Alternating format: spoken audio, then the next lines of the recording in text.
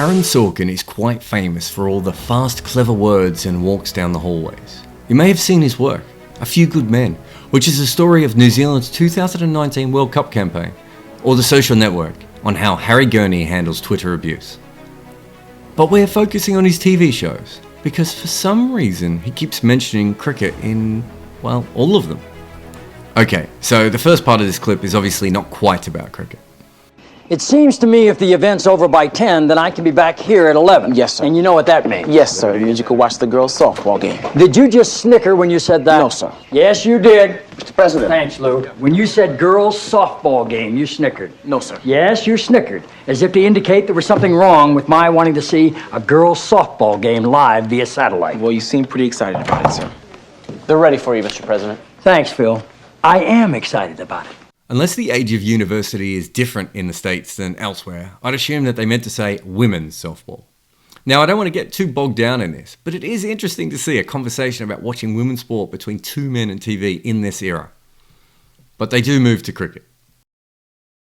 You come to the end of a long day, you sit back, you open a beer, you watch a sporting event. That's what men do. They watch girls' softball? When that's what's on, that's what they watch. It's that or a cricket match between Scotland and Bermuda. Now, I am an educated man, Charlie, but when somebody tries to explain cricket to me, all I want to do is hit him in the head with a teapot. Good morning, Mr. President. Good morning, Patty. Bartlett says he doesn't like people explaining cricket to him. That is fair. And you know, the sort of people who do that are the ones who repeat that cricket rhyme you find on tea towels.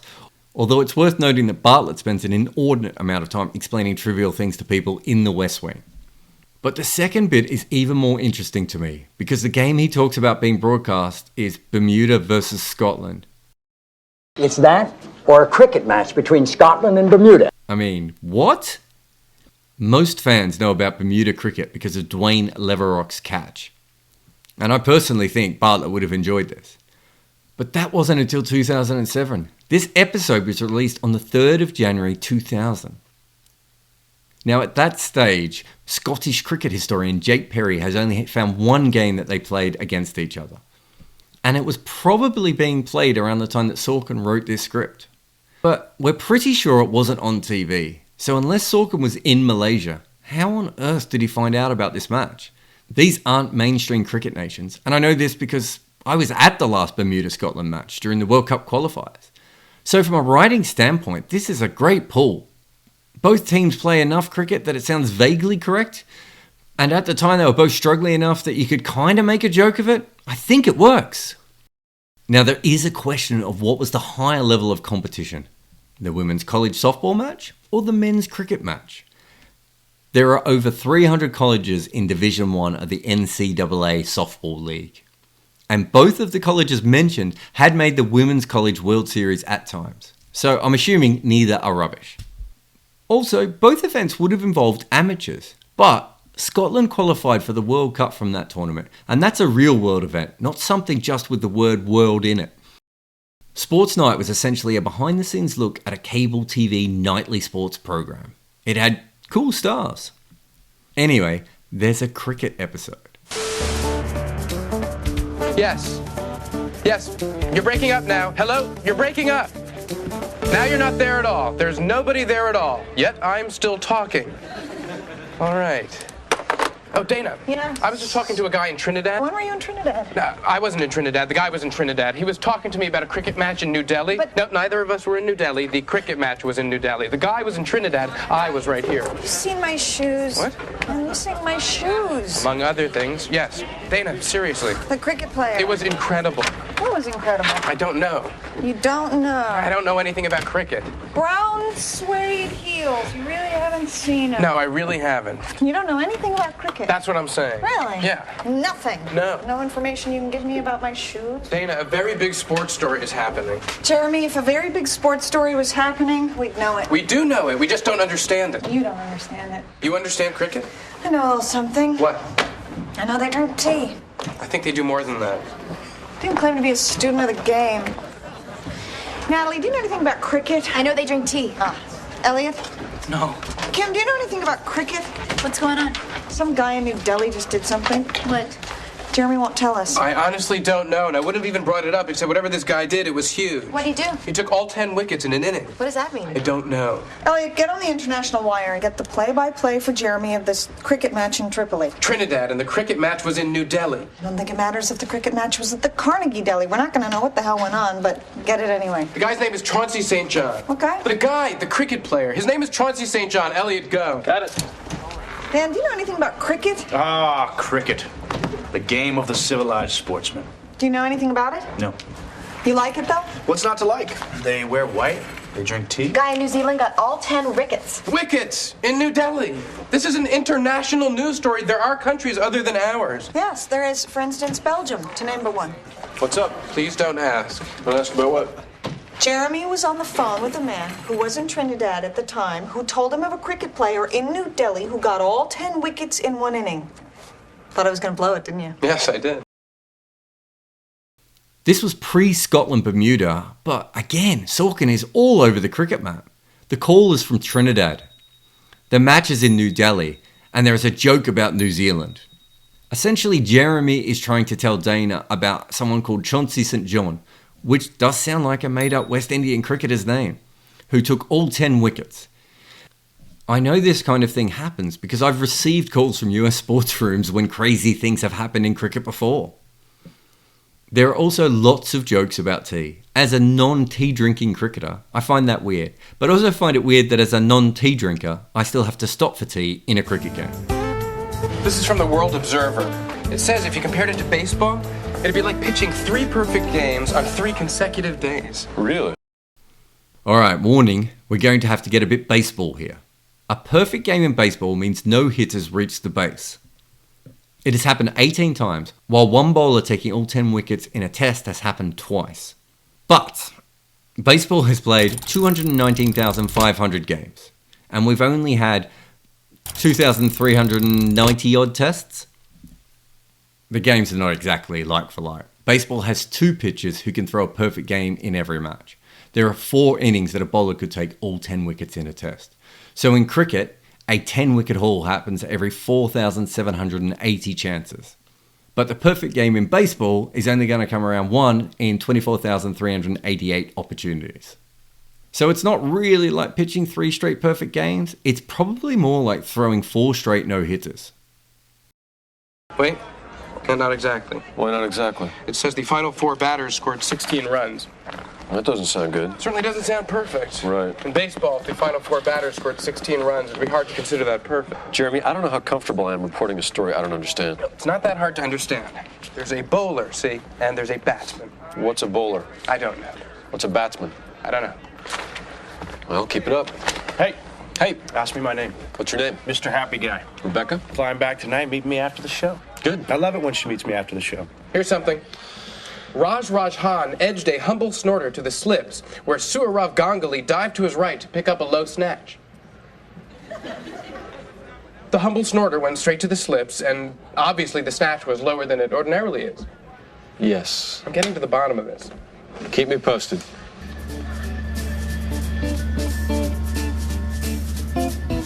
Let's just ignore the whole baseball scoring system and fast forward to the bit where Sourav Ganguly is fielding and we can only assume that Chauncey St. John is bowling.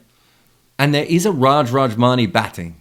So, wait, has Sourav changed sides or was Chauncey always Indian and Raj West Indian? Also, what an incredible effort not to make jokes about short legs or silly points and go straight in with the snatch humour that cricket is so famous for.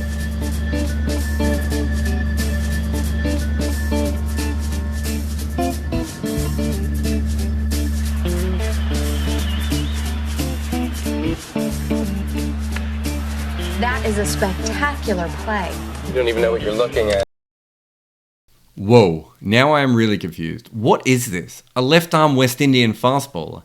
You see about as many of them as you do 10-wicket hauls in Test cricket. At this point, the West Indies haven't had a regular left-arm seamer since 1980. And that also appears to be a West Indies batsman. So is this, what, a red stripe match? Or stock footage? I had no idea, so I asked Machel from the Caribbean Cricket Podcast. I do love the camera work though. If you had no idea about cricket, this is how it would look to you. Bowler, batter, fielder, crowd, boundary. But Jeremy also states that this isn't Chauncey. So why are they looking at non-Chauncey highlights? I feel as confused as Natalie watching this clip. Yes, I do. No, you don't. I'm a sports professional, gumdrop, and I happen to know a little something about the cricket stylings of New Guinea's Mr. Chutney St. John. Yes, New Delhi is Mr. Chauncey St. John, and that's not him. Whoa! But just rewind a moment. Does Natalie say New Guinea here? Now, obviously, that's just a callback to her New Zealand joke from earlier. But Aaron Sorkin's only gone and predicted the rise of Papua New Guinea cricket right here. This is like The Simpsons joking about President Trump, except, not horrifying. Halfway around the world, a lone man has accomplished an extraordinary athletic feat. What? I don't know. Good enough. I give you Mr. Chauncey St. John of New Delhi. Chauncey St. St. John. By this point, they've given up trying to work out what this is, and they just want to get drunk. And I'm all for that. A couple of drinks in, and Chauncey is now from New Delhi, no one remembers Trinidad, and we're beyond the perfect hitter comparison. Cheers. So let's go back to West Wing again for the great John Larroquette's Lionel Tribby. It's gonna be fine. It's not gonna be fine. He's gonna yell and scream. I've seen him on TV. Well, that's TV. He's making a full-throated defense of the president. That's what we do. Believe me, in real life, when the cameras are off... I will kill people today, Leo. I will kill people with this cricket bat, which was given to me by Her Royal Majesty Elizabeth Windsor, and then I will kill them again with my own hands. Oh, how annoying is it that you can't work out what brand of bat this is? Enhance! I mean, it looks like a Grey Nichols, but it definitely isn't. If it was really the Queen who gave this to Tribby, she's given him a rubbish stick by the look of it. Kept the quality blade for herself. I mean, she's from Hertfordshire. She could have given him a Celex. Good morning, everyone. Good morning. Thank you, Mr. President.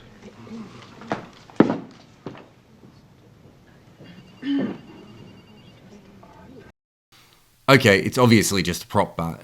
That's just a red stripe because that's basically what cricket bats looked like. But it's really pale, isn't it? It just doesn't look right. Oh, and yes, he does take a cricket bat into the Oval Office. Secret Service really dropped the ball on this one. Huge missed opportunity for him not to park the bat under his arm in the correct bat tuck position after being dismissed by the president here.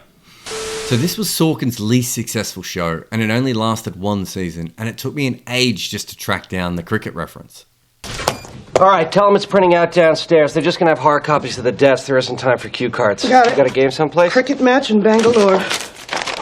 Well, why not? Solid start. Cricket is in fact played in Bangalore. At this moment in Bangalore, the Royal Melbourne Institute of Technology is playing the Bangalore Union Cricket Club in the LG ICC Test match. Bangalore is up 240 runs with one wicket lost in the first inning. We have a word for this in Australia. Shithouse.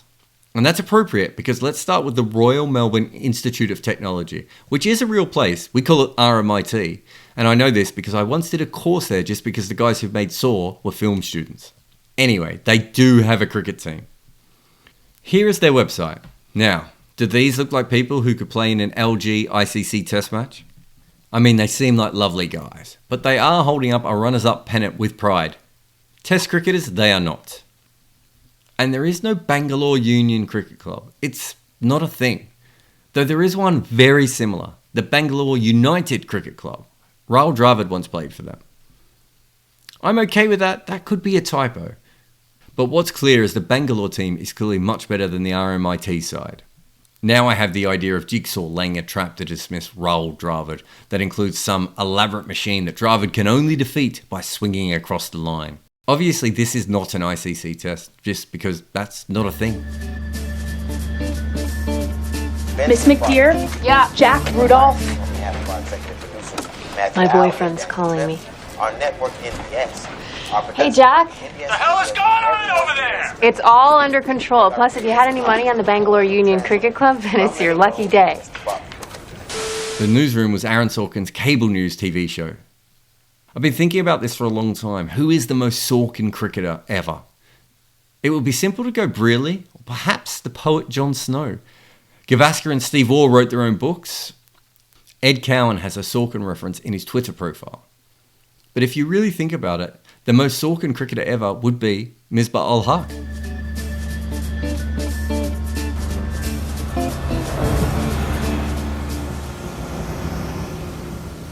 You got one. Your guy can't just email the translations?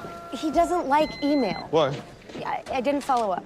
Wazir_teacher tweets, Uncle, just intro me to hashtag Misbah-ul-Haq, exclamation point. Find out who Misbah-ul-Haq is. Hang on. He's a cricket player. Keep calling. Get this guy to translate faster. I do love this just for the random reference side of things, and the fact it's Misbah. But we can make this better. Find out who Misbah-ul-Haq is. Hang on. He's a cricket player. Keep calling. Get this guy to translate faster. Also, isn't it great that the Newsroom actually made news? Okay, we're heading back to the West Wing, and you all are not going to believe this, but they've gone back to Bermuda Cricket. Here, let ace reporter Danny Concannon take you through it. When I left, they had 97 runs. The score gets that high? High score's 400. When did you start liking cricket? Well, I haven't yet, but last week I took 4 days in Bermuda. Oh, I love Bermuda. I like the scooters. I do too, and I got one, and I was riding into Hamilton when I saw a bunch of people playing cricket, and I like sports. Quick pot shot of cricket here, but he's watching amateur cricket in Bermuda. It's not the IPL, is it? He also gives a quick explanation of how runs are different to baseball. The Sports Night crew could have used that. But that's not the point. What was the point? I met a guy there, a Bermudian, whose name I'm not going to tell you right now.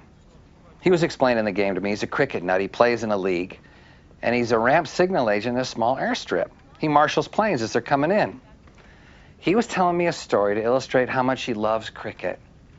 There was a day his supervisor told his 4-person crew they had tomorrow off because a training crew was coming in to work their shift. Well, the next day, the guy realized that he left his cricket bat in his locker at work. His wife had the car, so he walked 6 miles to the airstrip to get it. Except when he got there, he wasn't allowed in. 3 men in coveralls who identified themselves as being part of the training crew were standing out front. All 3 were white. 2 of them had southern accents. On May 21st, he was told to take tomorrow off. On the 22nd, Abdul Sharif's plane went off radar 85 miles from Bermuda. This is like something you'd get on the internet. Yes, this is exactly what you'd find on the internet. So he left only his cricket bat in his locker? No other kit? And why wasn't his bat in his bag? Does he only own a bat? Could he not use a friend's bat? Do you remember that time Shahid Afridi used Sachin Tendulkar's bat and broke a world record? Lots of questions here. But the single most important question is, why on earth is Aaron Sorkin so infatuated with Bermuda cricket? Bermuda from Bermuda. Bermuda cricket is cool, and I know 3 things about them. They are probably the last international team on the planet where batsmen still don't wear helmets even when they face pace bowling. One of their former players said that they would be better if it wasn't for all the weed smoking. And, you know, that Dwayne Leverrock catch. Yes, cricket hipsters, I know Bermuda is more than just this. But other than Aaron Sorkin, I've dedicated more time to Bermuda cricket than most people in cricket ever have. I don't get it. How does Sorkin know any of this? Was he so impressed by that one Bermuda-Scotland match that he probably didn't see that he wrote 2 episodes from it? Or was he in the middle of writing a gag about the Bermuda Triangle and thought Danny talking about cricket would be cool? Or is it possible that Aaron Sorkin himself is an associate cricket hipster? This is weirder than that time John Cleese tweeted about the Scottish cricket team. But Sorkin doesn't seem to have any other links to cricket outside these references. And he's not from Bermuda, nor has he ever lived there. And he might have holidayed there. I mean, I hear they have scooters. But last week I took 4 days in Bermuda. Oh, I love Bermuda. I like the scooters. So I had to know, but how do you actually contact Aaron Sorkin? All I could do was contact the most famous Hollywood cricket guy who I had access to, who had been in West Wing, and would probably reply just because he's a nice guy. Mr. Tribbiani, I'm afraid you've got kidney stones. Well, what else could it be? It's kidney stones. Or kidney stones. Well, if it was something else. Well, that would be kidney stones. But he said he'd only shaken Sorkin's hand once. Mr. Ambassador. You look well, Mr. President. I was looking a lot better before your country breached about 14 ceasefire conditions without so much as a phone call. So let's sit down and talk. I even checked if Sorkin had played any cricket himself. Sadly, it seems like he hasn't. So then I decided to tackle this from the other end. Jamaica, ooh, I wanna take you. Bermuda, Bahama, come on, pretty mama. This is Irving Romaine. He's a legend in Bermuda cricket. He made Bermuda's second ever ODI 100, and he's currently involved with the team. This man is legit. So I asked him, and no good. But then through a friend, I found Aaron Sorkin's publicist, and she answered my emails and sort of hinted that there was a chance I might get to do the interview. I got very excited and started preparing. Because of COVID, he wasn't doing as much work. And then the lockdown finished and he wasn't free anymore. So the Aaron Sorkin cricket mystery remains unsolved. And more importantly, Bermuda will never know how it got its biggest superfan. This is like something you'd get on the internet.